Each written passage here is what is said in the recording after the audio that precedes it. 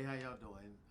As I told you, this is the first day of the residency 851 for you all that are coming to Grand Canyon. Let me tell you, it was overwhelming. It was a wow moment.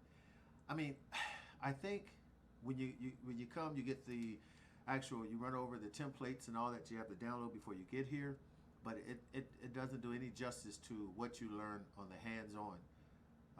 Granted, we're doing this during this outbreak that we have, the pandemic. So we only had 9 people in our class. I mean, I think we got like 45 or 50 people that came, maybe a little bit more, I'm not for sure. But we're broken down in little small groups, so we get to have more one-on-one with the instructor. With that being said, the morning presentation, you get to hear about the 10-point perspective. You get to hear about the library. You get to hear about the IRB and the AQR. You get to hear about some of the pointers they give you, some things you need to look for. It's like you get a snapshot of what the whole dissertation process is about. But most of all, you get to learn about where you are now, what you're supposed to be doing, what you can expect to happen. And then, when I got to the library part, you have a one-on-one with them about 15, 20 minutes where you get to ask them questions about some of the research, and they give you all these techniques and different things that you can learn about. And I learned something about creating alerts. Amazing. Alerts where you can put your research in and you could hit a certain tab and it'll send you alert with all updated information that pertains to whatever your topic is. It depends on how you make your queue, and it does it for you. So you can get a bundle of information over and over again, and it keeps going to your email, and you can grab that information and use it. You can adjust it any way you see fit. That's going to best help you. And I thought that was a key tool to use. Along with the 10 points perspective, you start learning a little bit more about your gap. Start looking at your topics. Right now, in the first day, basically we were just running some keywords that you could use to kind of solidify which way you're going with your research, if it's going to be quantitative or qualitative, and then what form or method are you going to use. If you're using quantitative, are you going to use experimental, quasi-experiment, correlation, and then qualitative. You can look at a case study. It's just a lot of information that you knew about, but again, you begin to putting it all together. If anything, what you learn is how to put the pieces of the puzzle together. I'm telling you, it's a pen and paper moment. I tried to take notes, type it down. I tried to write on a pad. Most of the time, I was just sitting there in awe with all the information that was given to me. And at first, I thought it was a little overwhelming, but when I really thought about it, it was just connecting the dots. For the first time, I can literally say that I feel good about where I am and where I need to go. It's a self-evaluation time, and you don't leave there feeling defeated. You feel there being enlightened and empowered, because tomorrow we deal with a little bit more, really honing on the gap. And I found out that it's okay to have more than one gap. When you sit there and try to put your topic together, you might need to do 1 or 2 gaps to kind of bring what you're trying to say to your reader or your future chair. So that might help you out. And then one thing that I want to hone in on to tell you, make sure you understand what your background is about. What brings this about? Give us some history. I found out when I was looking at mine that even though I was pointing in one direction with my history, which is cool, but I learned that I could go a little deeper, maybe go a little depth. Where does my particular topic come from? What makes it so significant? You don't have to try to connect all the dots, but you want to be able to have a good ground foundation of what you're building on. Just in case somebody asks you, you can, go back and say blah, blah, blah. Because remember, at the end of the day, you're going to be an expert in this. And I want to give you a piece, food for thought. Just think like this. When you finish your dissertation, you are considered an expert in this field, and people are going to want to know why you think this way, or they want to talk about some of the things that you found interesting in your paper. So this is going to open some doors for future places where you may be able to highlight and speak about the greatness of your research, or why you're an expert in this field.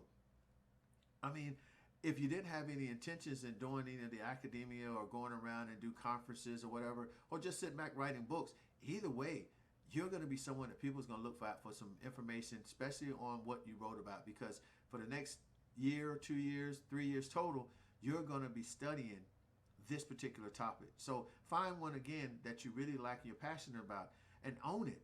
Make sure you got everything about it. We found out that it's possible that you can do your dissertation, finish it completely into 3 different segments of the dissertation. Remember, it's 3 different classes, 8 weeks each. But it was an individual that spoke on the day, and it's a heartfelt teaching or sharing that she gave us that I thought was inspiring to us. But she said that she did everything and she had 2 weeks to spare. So if she can do that, just imagine if you really hone in and really do your work and put as much efforts in it as possible, you could do the same. Maybe do even better. My goal now is to do mine in 3 weeks. I want to have 3 weeks to spare. Reason why? Because I want to get to the place where everything's a go, go, go, go.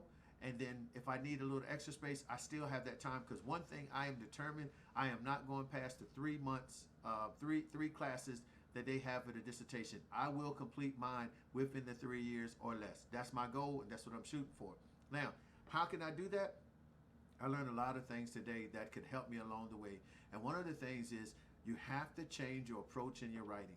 If you don't hear nothing else that I'm sharing with you, take this to heart. I know me, I'm a freelance writer, meaning I can write books, I can write stories, I can write anything you want. I can write narratives if that's the case, but I'm not writing a narrative. I'm writing a quantitative study. And if you're doing a qualitative study, the same approach that I'm about to share with you, you need to embark on. And that is this: learning how to write as a scholar. Yeah, write as a scholar, not a narrative. You have to begin to write the questions, write in a way that you're defending your position. You got to go in defense mode. The one way that I found out was this, and I share this nugget with you. If you're writing something and you're developing the story, then you're freelancing.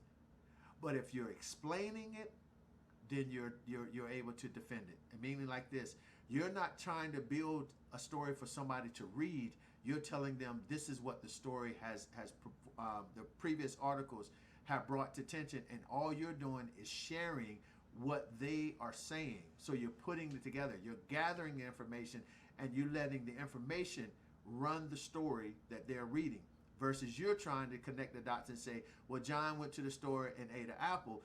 No, when you're defense mode, as you're saying, apples have been ate by so-and-so, or John stated that this, or in that pathway of obtaining the truth, this is what was found. That's defense writing. But argumentative, if you're doing a freelance, you're saying, well, John went to the store and this is what John wanted to happen. He had an apple and he had an orange and he had this and he had that.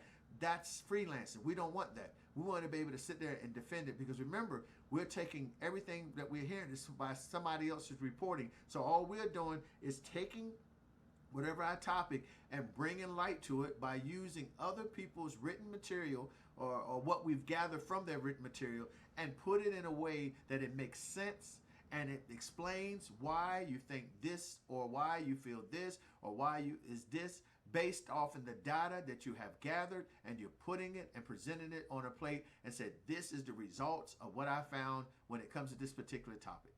So I hope I explained that well. As we go on, I'll start working harder to really hone in onto that. But I think you get the gist of it. Remember, if you're explaining it, you're doing good. But if you're developing it, then you're far from it. Somebody may say something totally different, but that's how I understood it, and that's how I'm going to write.